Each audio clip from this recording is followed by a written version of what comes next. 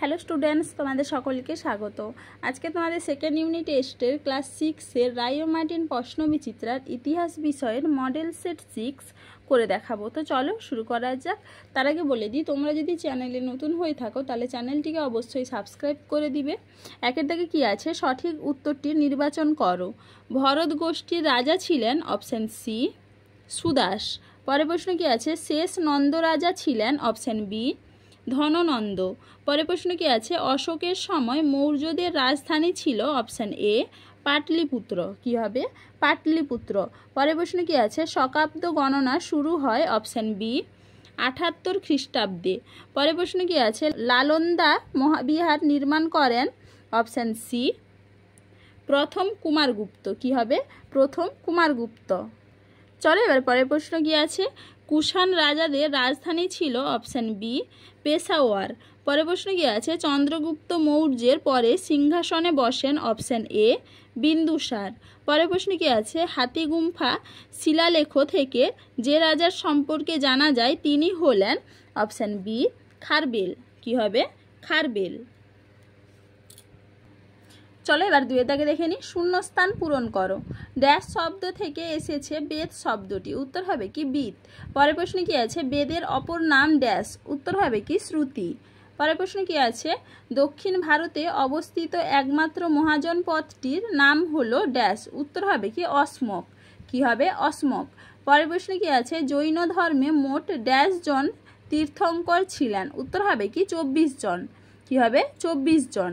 পরের প্রশ্ন কি আছে, আলেকজান্ডার গ্রিসের ড্যাশ শাসক ছিলেন। উত্তর হবে কি মেসিডোনের শাসক ছিলেন। পরের প্রশ্ন কি আছে, হর্ষচরিত গ্রন্থের রচয়িতা ড্যাশ। উত্তর হবে কি বাণভট্ট। কি হবে? বাণভট্ট। পরের প্রশ্ন কি আছে, ড্যাশ উপাধি নিয়েছিলেন শক ক্ষত্রপ রাজা বুদ্রদামন। উত্তর হবে কি মহাক্ষত্রপ। পরের প্রশ্ন কি আছে, মেগাস্থিনিস রচিত একটি বিখ্যাত গ্রন্থ হলো ড্যাশ। উত্তর হবে কি ইন্ডিকা। কি হবে? ইন্ডিকা। চলো এবার তিনের দাগে দেখে নিই। এক কথায় নিম্নলিখিত প্রশ্নগুলির উত্তর দাও। মেগালিথ কি? উত্তর হবে কি বড় পাথরের সমাধিকে বলা হয় মেগালিথ। পরের প্রশ্ন কি আছে, বৌদ্ধদের প্রধান ধর্মগ্রন্থের নাম কি? উত্তর হবে কি ত্রিপিটক।